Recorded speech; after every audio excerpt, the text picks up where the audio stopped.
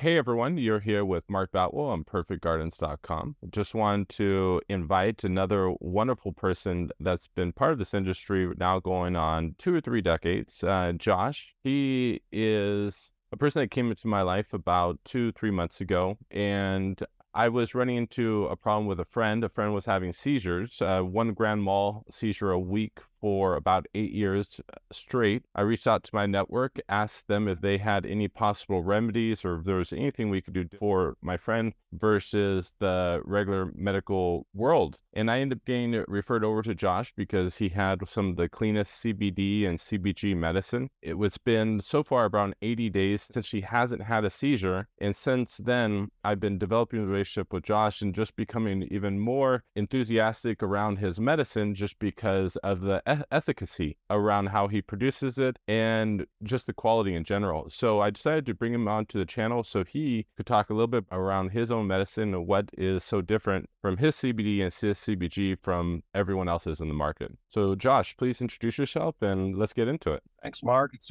great to be here. My name is Josh Raderman. I own a company called Leo Telly, and we've been producing a patented formulation of CBD and CBG for about 8 years now. I have 8 issued US patents on extraction technology, most of them pertaining to the removal of adulterants and the standardization of cannabinoid-infused compounds. And yeah, I came to this not out of the blue, trying to understand how the human being associates with the cannabis plant and basically realizing that we've been starved essentially of cannabinoids for the past 100 years, and getting them back into our system in a means that's natural and homeostatic was my goal. And so in this process, I realized that not only are there dangers in using flammable solvents and hydrocarbons and high pressure systems, supercritical systems, we can call them. And that includes stuff using CO2, pentane, and butane. And I'm sure there are people that do it really, really well in laboratory conditions. But, you throw one of these machines in the wrong hands, and we've seen in the news countless situations of people blowing themselves up. Now, another reason I also didn't really like to go that path is because in a supercritical situation, you have a very, very high pressure environment, 10,000 PSI sometimes, and new compounds can kind of be formed and modulated. This is a kind of like an incubator for new isomers and polymers that we don't even have equipment to detect, and we don't really know how our body is going to react to them. And also in the system, a lot of the times they'll strip out certain parts of the plant and they'll reconstitute the oils with the terpenes in their own prescribed manner, which I don't believe in. I believe in genetics and finding the right genetics and then keeping those genetics as nature intended, and keeping the ratios of the cannabinoids and the terpenes in their original math, let's just say. So I don't feel like I have the right to take this amazing gift, chop it up into little pieces and Frankenstein it back together and say, I know better what's medicine than nature. So in our process, we only use water. We use pressure, we use vibration, we use special water, and we use time. Actually takes a really long time to do what we're doing. And I always feel that anything you could put time into, or love, let's just call it, you put a little bit of yourself into it. If you're just pounding out, a product in an industrial sense, it can lose its soul, let's just say, or its effectiveness. And so our facility, even though it's an industrial facility, we keep it really Bob and pop. Let's just say it looks like if you were an alchemist today, it would look very similar to probably what I had going on. It's a lot of stainless steel vessels, a lot of ways to squeeze things, centrifuges. But in this process, not only are we not using these dangerous solvents, but we're also not putting it in high pressure environments, and we're also remediating toxins. So in my process, we kind of look for about 250 different what we call adulterants that could be in the cannabis. And this ranges from heavy metals, pesticides, aflatoxins, and even compounds like calcium that we don't want certain levels of bioavailable calcium. Also, we pay very much attention to the pH and make sure that it's bioavailable and not going to affect the gastrointestinal system in a negative way. We also standardize the product. We have our own farm in Berthoud, Colorado, where we actually have our own genetics. And that's a lot of the way we we came to this process. So it really was coming up with the CBD genetics in the first place and getting into that and not realizing how popular it would be. I was a breeder and in the cannabis industry for 15 years before I got into CBD, and realizing that phenotypes are kind of the ticket. And what I did was a pheno hunt to really find the CBD plants that I was looking for, where I took cannabis strains that had expressions for CBD and CBG, and I crossed them with each other, and then I popped a lot of seeds. And we would test the seeds in veg. And in veg, actually, in the third or fourth week of veg, you don't have to grow the whole plant out. You can test a leaf and see the ratio of cannabinoids. And so what we were looking for is this ratio of cannabinoids to be about a 35 or 40 to 1, but also have terpenes that we were looking for. And after about a year and a half, this was like 10 years ago, we came up with a strain called the number 5, and we started selling it commercially as like a clone farm. And once enough farms were growing our genetics, I had accessibility to this product, and I started making a lot of it and standardizing it, and using all my knowledge of cannabis extraction and science basically to put it into this. And after the 2009 Farm Bill, we were allowed to start patenting cannabis products, because before that, it was technically illegal to do the research unless you had a university license. So now that it was 2009, I could say, oh, I did this research with hemp. I could start developing the research further. And what we created were these standardized products where we take a monosaturated fat. We sometimes take lecithin as well, and we molecularly bond the cannabinoid into the fat molecule. So this is not a distillation or a process where we're turning it into pure CBD or pure CBG, messing around with it. We're taking the fat and we're infusing it molecularly with the CBD, and then we're removing all the adulterants from the product in the process. So what you're left with is a standardized fat, depending on what you're looking for, that has all of the terpenes and all the cannabinoids that you want, and all the heavy metals, adulterants, radiation, all sorts of interesting stuff. There's actually even titanium I found in certain fields. We also are really conscious of mitigating like what field I use, because this field is almost the only field I've tested that doesn't have high levels of all sorts of icky stuff that's in Colorado, because basically it was a mining area. And a lot of these places did smelting and all different sorts of yucky stuff in the past. So controlling the farm, controlling the soil, controlling the genetics, controlling the water, controlling the extraction, and then eventually getting it to a standardized product has been kind of my life's work with this. Controlling the genetics was the first step. And since then, we've been selling this commercial product as a white label product all around the world for about 8 to 10 years. And it's been wild. We've seen a lot of amazing results from people, and I never would have thought it would have got to this point.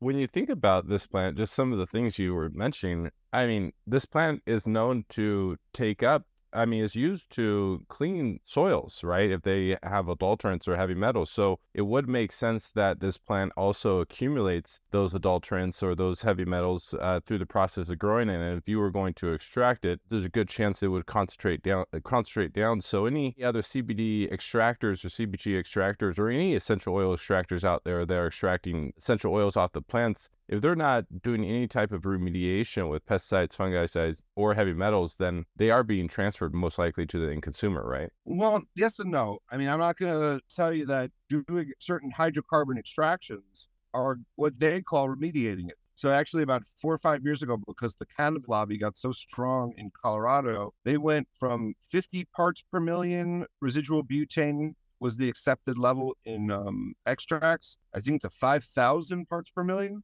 And they started using all sorts of leeway, because they're like, hey, how come we even have an industry if you're saying we can't have mold in the material, we have to throw it away? So they came up with this proposal that they would use the moldy material for hydrocarbon extractions. And yes, it does remediate a lot because it's going to kill the mold. And usually the aflatoxin, or most of it, will not come through certain extractions. But there's a lot of other things that they're not testing for, and they don't require you in the state of Colorado to test for a lot of different things that they do require you to test for in California. And in California, if you're going to be in the cannabis food or hemp food industry, there's like 300 different adulterants that they're testing for. What I realized was that the California model usually is what the rest of the world or the rest of the country goes on when it comes to lawmaking and restrictions or abidances that we may have to have, or standards essentially. And they've been doing this for 5 years. So I decided, hey, I'm going to go with California standard. I'm going to look for molybdenum and all this other stuff that they don't even ask you to look for in Colorado or in a lot of other states. They're like, mold, mildew, couple pesticides, sometimes not even the pesticides. And we as an industry have to be of a higher standard, because I realize that there are people that are dying that are taking this product. And there are people that are very, very sensitive. And it does not require an enormous amount of lead, arsenic, or any of these things to affect a person who's terminally ill in a negative way. So there are ways that it makes it better, but that's just kind of nasty. And the fact that most of the molded, adulterated, disgusting hemp and cannabis that's past the use of food grade or not smokable grade or something that you're not going to make hash out of, or a water-based product, because you're going to see that all this stuff is in there and you're not going to have a remediation for certain things. It's just kind of a bad habit, in my opinion. And you don't have to do it that way. And none of my farms and none of my customers feel like there's a need to do that, because we have another method. And we don't need to grow moldy, freaky hemp if we know what we're doing. And having the right strain for the right conditions is really important. Unfortunately, there's been a lot of seed hustlers over the past 10 years all around the country that have made millions off deceiving would-be hemp farmers and investors and giving them incredible stories on how great this is going to be. And in the meantime, the hemp ended up being hot. What hot means over 0.3. And so how do they remediate that? And then it also has pesticides and it's rotting. Well, throw it in the extractor. Throw it in the extractor. No one will know. We can distill out the THC. We can take the CBG and add an acid to it and turn it into Delta 10, Delta 8. We can do anything with this stuff. We can modulate it because we're distilling it. Who will ever know? And this is the horrible trend that's gone on, where all of this Delta 10, HBC, Delta 11, Delta 8, it all comes from CBD distillate. And the CBD distillate industry, when it was getting slow, discovered this little process of just adding a acid. And the acid releases the bond slowly, so you can actually calculate what cannabinoid you're modulating your CBD into. And 30 years ago, the Canadians warned against this. And this is why there was no CBD, but tons of hemp in Canada, because the law was saying that you had to till back in any fiber or plant material from the seed extraction process and the seed growing process. Why did they say? Because you can convert it into THC. And this seemed like folklore to most people. We're like, how are you going to do that? What kind of lab do you have to do that? What kind of magic do you have to do to convert CBD to THC or THC 8 or THC 9 or THC 10 or whatever you want? It's not hard at all. It takes a few minutes, and it's probably easier than making cookies. And anyone at home can take CBD distillate and turn it into hundreds of different cannabinoids. So that whole world is just not my shtick. It's not my thing. And just starting with great material, testing the intake material for mold, mildew, pesticide, and adulterants is my trend. And that's how I think every company that works in the food grade industry should do, is what goes in comes out. And unless your company that you're purchasing your CBD from can trace back to the farm where they purchased it, and not some random lot that came from one guy to the next guy to the next, and then that lot has a specific lab report that's accurate, that's up to date, that covers the various adulterants that you don't want in your product. If you're not doing that due diligence in your CBD, then you could just be buying anything. Okay, first off, just for the channel, if you guys are interested in trying a free sample of the CBD or the CBG, make sure to click on the link in the description below, and all you're going to have to pay for is the shipping, but you are going to end up getting a value of $10 of the sample of the CBD or the CBG. Make sure to check out the link, pay for shipping and handling, and we will get the sample right out to you. The reason why we're talking about this is because for the last 5-6 years, I may have tried 100 different samples of the CBD. I haven't liked it. Never really felt anything.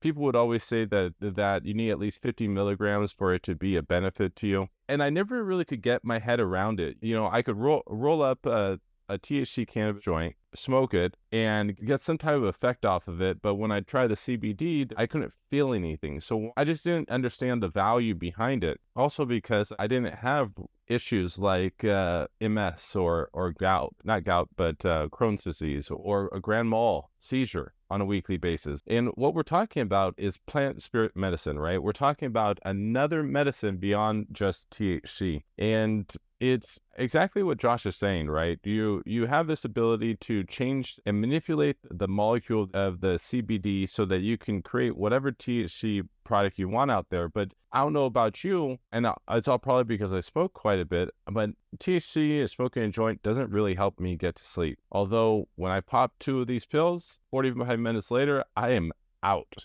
And that's kind of what I'm always looking for in a medicine. I'm always trying to find out, will I see or feel something after taking it after, that day? Will I see the benefit after 2 weeks? Whatever that looks like. And so far now that I've given away probably 50 to 60 samples, I have literally gotten back feedback from probably 70% of them saying, wow, I kind of woke up feeling a little bit of the medicine or the drugginess the following morning. They actually felt the benefit of literally just 150 milligram capsule. Again, we're talking about a different plant spirit medicine. And why take the CBD molecule and just turn it back over to THC when CBD or CBG is in a whole nother realm of helping our illnesses that a lot of people suffer on a daily basis. So Josh, I just want to kind of bring that back over to you. I just want to point out to the channel that this is plant spirit medicine, and it's not, why convert it when CBD has its own benefits? Well, it's living medicine, like you're saying. I'm not shredding it apart. I'm not making it into some kind of Frankenstein thing. And then also, a lot of people don't realize this, that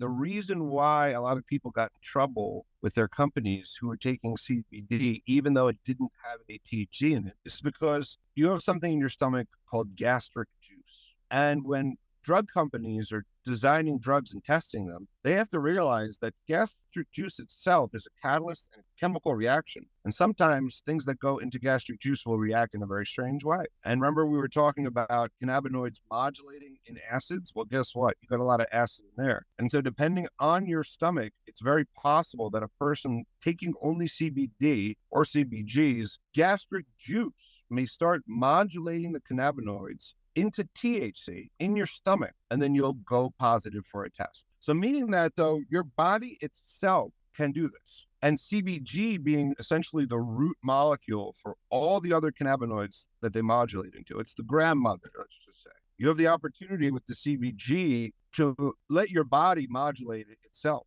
And I believe that the healing abilities of the body are far beyond our understanding. And if we just give it some assistance or give it the ingredients that it needs, our bodies will do remarkable things. On the sense of what I said before about cannabis deprivation, and I do believe there's an actual illness, and it's people who are lacking cannabinoids. Cannabis Deficiency Syndrome, we'll call it CDS. It's like RLS, whatever, CDS. Josh, everyone else, Josh is coining that term.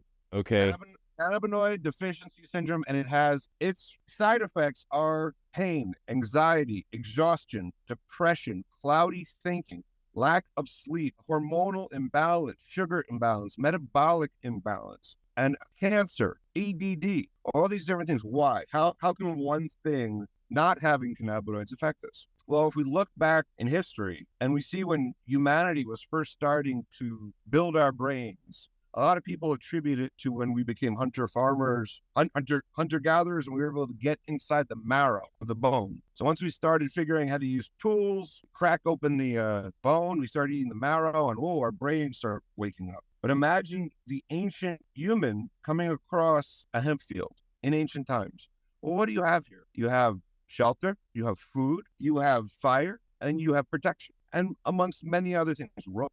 Now, rope, if you look at it, is considered the first human invention. The first thing that we ever made, that we actually constructed, was rope. And what do they make rope out of? Hemp. Hemp is the best material for making rope. So now, if a group of humans that were hunter-gatherers set up shop outside some big hemp field that they found, all of a sudden they had food. All of a sudden they have omegas. All of a sudden they have protection. All of a sudden they have fire. All of a sudden they have community, and they could sit around and not be so desperate and not be so scared. And they can develop their minds and start creating art, painting on the walls, start creating language, start creating social order. Why? Because they are now settled, and they're not relying on one meal to the next, and they can store these seeds. They can keep these seeds in the wintertime and not have to eat rotten meat or go out and hunt for something and make themselves more vulnerable. So what does that do? That increases the population. And as we increase our population, we become safer and safer in the wilderness. So as we attach to this plant, and this is theoretical, but it doesn't take a lot of imagination to see this scenario coming. And you could actually have there's a lot of data saying that hemp was harvested for quite a long time, thousands and thousands of years. So imagine, for the past 3,000, 4,000 years or longer, humans have been eating this plant, living next to this plant, using it for rope. Who knows what we're making out of it? We've been using it in history. And then all of a sudden, at the turn of the century in the 1900s, it's pulled from under our feet. There was hemp everything. There was cannabis cough syrup. There was cannabinoids. There was give it to your baby. If you look at, patent medicine from back in the day, they put cannabis in just about everything. So one day they pulled the plug on cannabis, and the whole global population, not the whole global population, but a lot of what they call the Western world is now deprived of something that their bodies need. And we can look at something similar to scurvy, where if on the sailors, when they were out at sea, they would have to bring lemons so that their teeth wouldn't fall out or whatever the ill effects of scurvy was. That if you don't have vitamin C, your body starts shutting down. You think, okay, that's not such a big deal, not having vitamin C. No, it's a really big deal. And it's just this one little thing, vitamin C. So without this one little thing, cannabinoids, what breaks down? A lot of different functions, because it controls and is attached to so many functions in your body. That's why it's in breast milk. And so if it's in breast milk and it's in the food supply, it certainly seems that nature's intending the human to consume cannabinoids on some level. Now, we produce it naturally in our body, but the fact that this crazy system of making plants illegal has become a practice in modern society has prevented one of the most nutritious and useful plants in the universe to exist in a scale that it can. Now, thank heavens, it's now coming online. Everyone's like, whoa, that's miraculous. I can't believe it. How is it healing so many people? Why are people reacting in so many good ways? Well, imagine if it was vitamin C. Imagine if for 100 years, people said, oh, vitamin C makes you think crazy stuff or whatever it is. And they pull vitamin C and everyone starts getting sick. But the last thing that they blame on all these new diseases that start coming up in ratios that have never been seen before in history on something else. And is it just a coincidence? And as people are starting to take these products again, is it just a coincidence that thousands and thousands of people are having full recoveries from myriads of different conditions? Not everyone, but the fact that this is now so easy just makes me feel that this has always been part of our diet.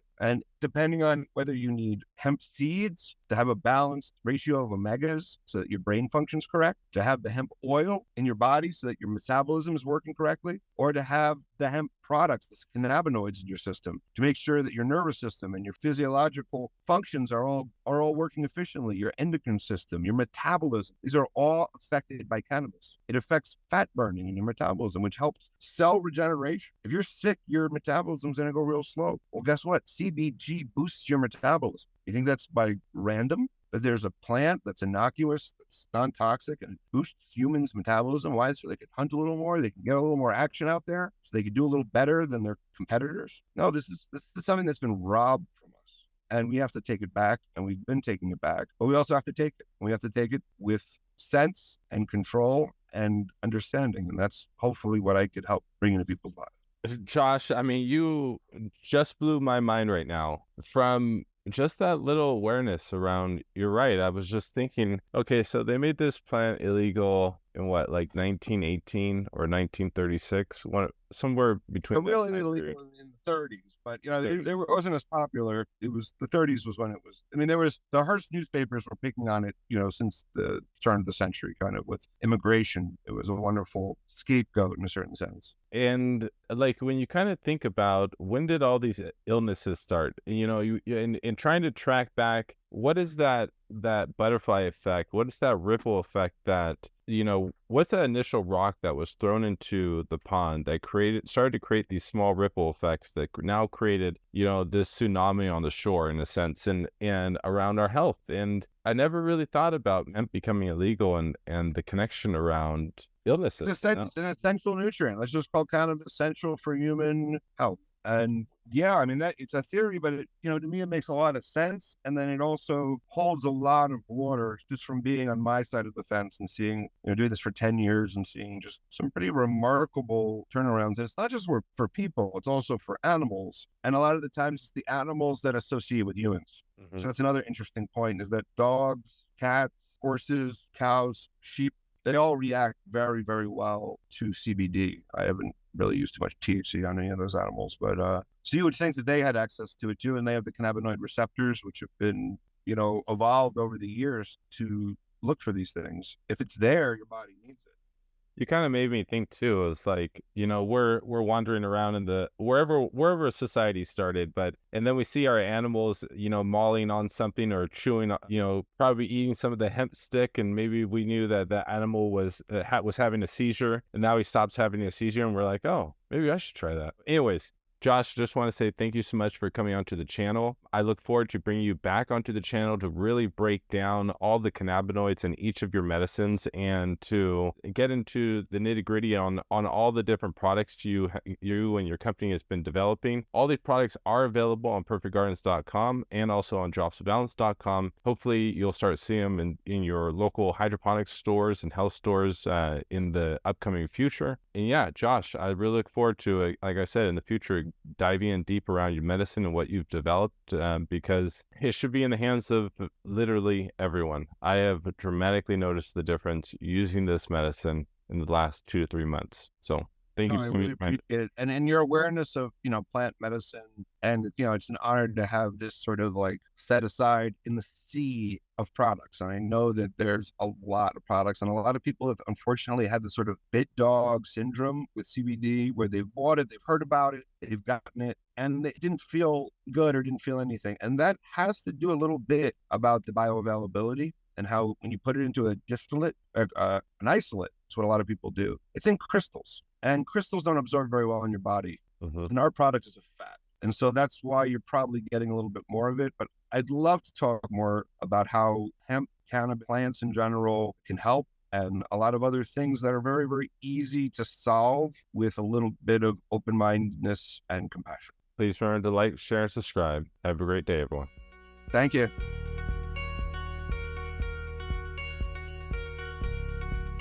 Only recently has it really come to prominence in cannabis growing as, more regulation. But very simply, VPD is a measurement. It's a tool to kind of measure the